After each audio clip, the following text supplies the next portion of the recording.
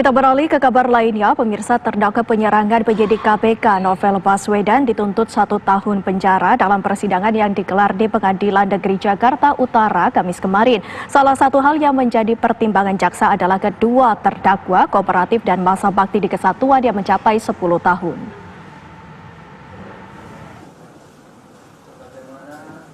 Persidangan kasus penyerangan terhadap penyidik Komisi Pemberantasan Korupsi Novel Baswedan telah tiba di agenda pembacaan tuntutan terhadap kedua terdakwa pelaku penyerangan Roni Bugis dan Rahmat Kadir.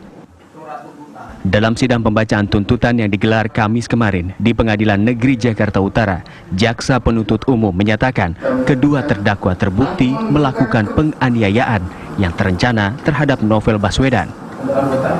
Adapun tuntutan hukuman terhadap kedua terdakwa adalah kurungan penjara selama 1 tahun. Hal-hal yang kami jadikan pertimbangan dalam mengajukan tuntutan pidana yaitu hal-hal yang memberatkan perbuatan terdakwa telah mencederai kehormatan institusi Polri.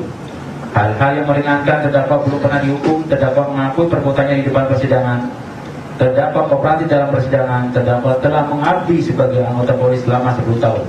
Berdasarkan uraian dimaksud, kami penuntut umum dalam perkara ini berdasarkan ketentuan undang-undang yang bersangkutan menuntut supaya Majelis Hakim Pengadilan Negeri Jakarta Utara memeriksa dan mengadili perkara ini, memutuskan: 1. Menyatakan terdakwa Roni Bugis telah terbukti bersalah secara sah dan meyakinkan melakukan tindak pidana bersama-sama melakukan perbuatan penganiayaan dengan rencana lebih dahulu yang mengakibatkan luka-luka berat sebagaimana diatur dan diancam pidana dalam pasal 353 ayat 2 KUHP junto pasal 55 ayat 1 ke 1 KUHP dalam dakwaan subsidiar.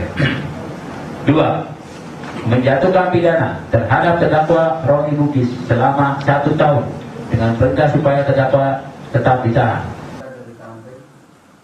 Saat persidangan berlangsung, baik Roni Bugis dan Rahmat Kadir tidak hadir di ruangan persidangan, melainkan mengikutinya melalui telekonferensi di rumah tahanan. Pengacara kedua terdakwa menyatakan akan mempelajari terlebih dahulu tuntutan dari jaksa penuntut umum. Ya, ini perkara atas nama... Udah kami terima, kami analisa tadi. Menurut kami sih nanti akan kami pertimbangkan dengan jawaban kami sebagai pledoi nanti minggu depan. Nanti kita lihat dengan tim, kita bukan lagi. Persidangan akan dilanjutkan Senin 12 Juni mendatang dengan agenda pembacaan pledoi dari kedua terdakwa. Dari Jakarta, Ihsan Zahri, TV One mengabarkan. Sementara Novel Baswedan menilai ada kejanggalan dalam tuntutan jaksa kepada dua terdakwa yang menyerangnya. Menurut Novel, proses persidangan kedua terdakwa berlangsung secara aneh karena tindakan yang dilakukan oleh dua terdakwa yang menyerangnya tersebut merupakan penganiayaan level tertinggi. Dengan tadi yang saya katakan, tuntutan yang disampaikan oleh jaksa penuntut 1 tahun penjara, ini tergambar sekali bahwa proses persidangan berjalan dengan aneh, berjalan dengan banyak kejanggalan dan lucu, saya katakan. Kenapa? Kita bisa melihat serangan kepada saya ini serangan atau kalau mau dikonstruksikan sebagai suatu perbuatan penganiayaan yang paling tinggi levelnya. Penganiayaan yang direncanakan, penganiayaan yang dilakukan dengan berat menggunakan air keras, penganiayaan yang akibatnya luka berat, dan penganiayaan yang dilakukan dengan pemberatan. Ini level yang tertinggi. Bayangkan, perbuatan selevel itu yang paling maksimal itu dituntut 1 tahun. Dan terkesan penuntut justru malah bertindak seperti penasihat hukum atau pembela dari terdakwa. Ini suatu hal yang tentu harus diprotes, harus dikritisi. Saya menyampaikan hal ini tentunya tidak serta-merta bahwa emosional terkait dengan hal ini, tidak. Saya melihat ini hal yang harus disikapi dengan marah. Kenapa?